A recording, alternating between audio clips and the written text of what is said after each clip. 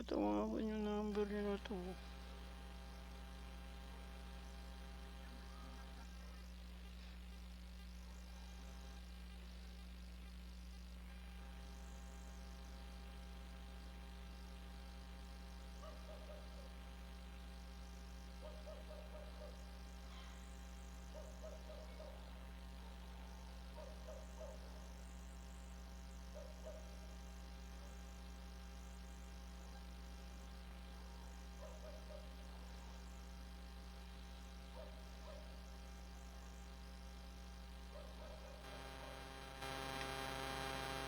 Hindi ko contact yung number.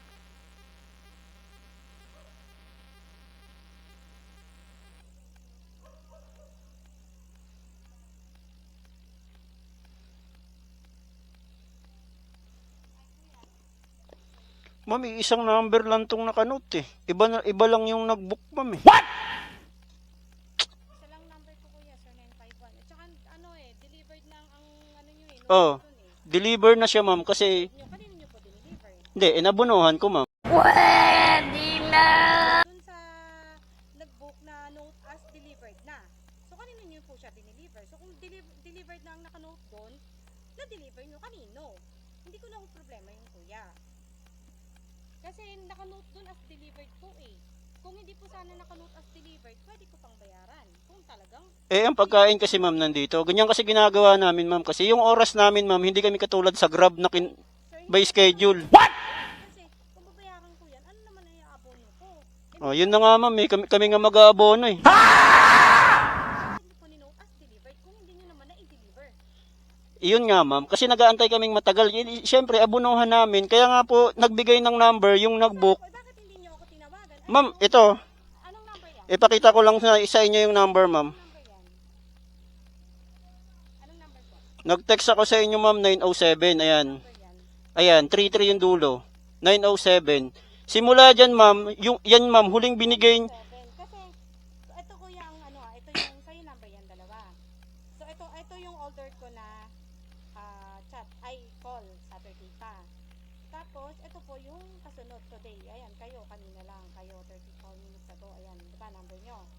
Tapos, sa text naman po, ito yung number ko ha. Ito yung number ko. Ayan po yung text nyo kanina. Number nyo. Tapos, ang kasunod yan, ayan na 12:31 AM dito, number GCash, TNT, Move It. Third thing sa barangay, LRD, Cypress. Ayan, yan ang kasunod yan. Wala po ako nare-receive na text nyo. Kasi, ma'am, pagbigay niya yan, 907, nag-text na ako. Yan yung number ko. Nakita nyo, sir, wala akong ano. Ayan o, wala talaga. Wala akong na-receive. Ayan o, ayan, nakita nyo yan. Kasi, ano to, ma'am eh.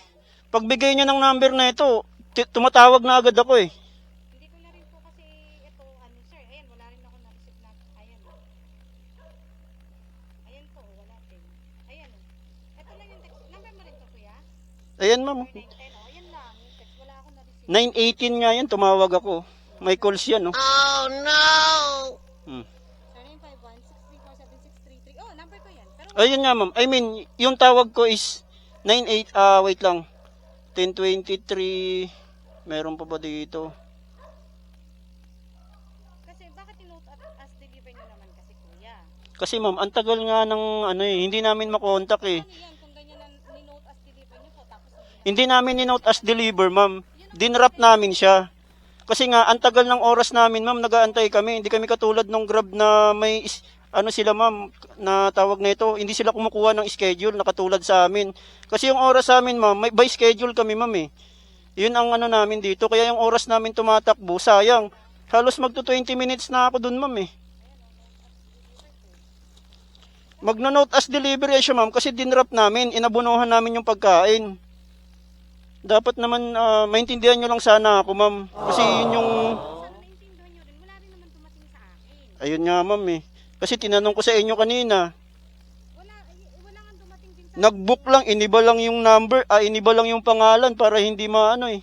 Ayan, ma'am, oh, yung nag-book. 'Di ba? Ito yung bago, ma'am, yung sa Metro Plaza. Ayun, Karil Adril. Adril. ko kilala si Adril. Oh, yan yung nag-book. Hindi nyo kilala yan. Ko kilala to. Pero yung Karil Bigkas, kilala ko yun. O bakit nakanote yung number nyo, ma'am? Oo nga, nakanote yung number Oo. ko. Hindi ko alam. Bakit Ayan nga ma'am eh. Ayan tinatanong ko sa inyo, ba't binook niya? Ibig sabihin, kilala niya kayo, baka ikaw lang hindi kilala. Kuya, okay lang. Yung, Yung pangalan niya, yung nag-book. ito, yung pangalawa ma'am. Oo, yung pangalawa. Yung Adler. Para may pakita ko din sa kanya. Ito yung number niya oh. Nakasave oh. 0994-127-2260. So, yun yung number niya. Sige. Sige na nga kuya, akin na. Bayaran ko na lang. Kawawa ka naman. Tapos, Communication. Oh, hindi ka. Wait lang. Balik ka. iniba lang yung number ma'am eh. Hadi hadi imigrasyon di. Wait lang.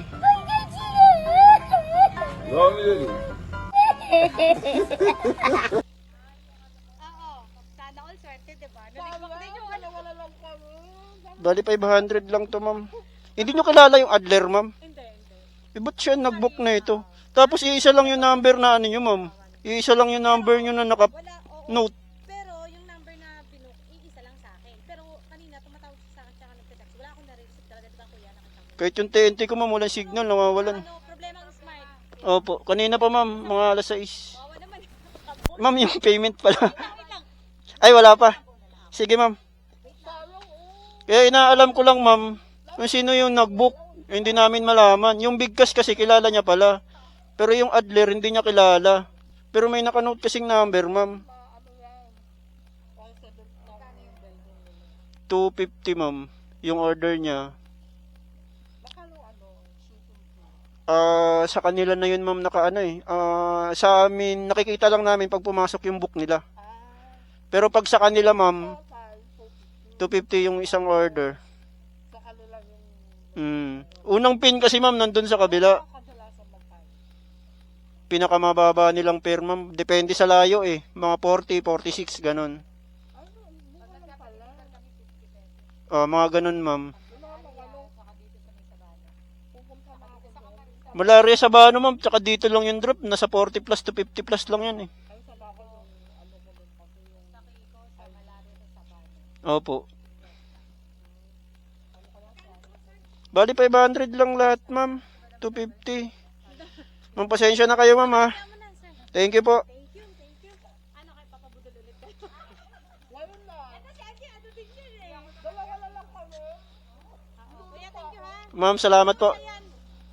Sabi ni ano, nung hipag ko, hindi ko siya yung Adler.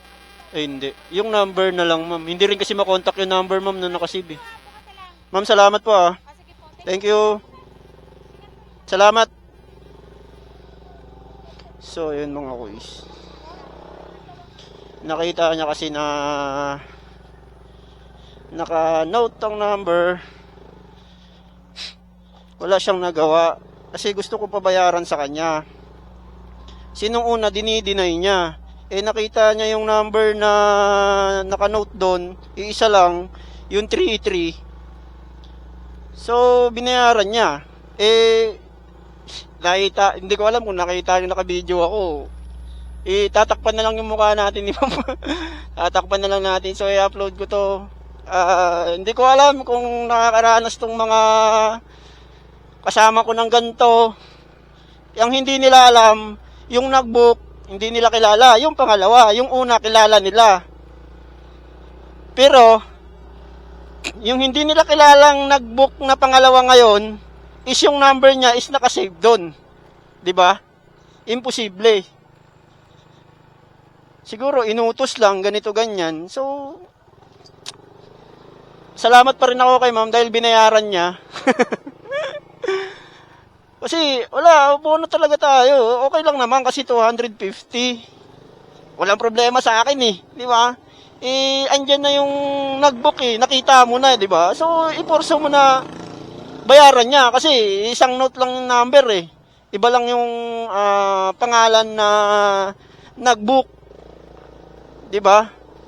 So, syempre, sana maging aware sa inyo to at pati na rin sa akin. So, syempre, pinupurso ko lang na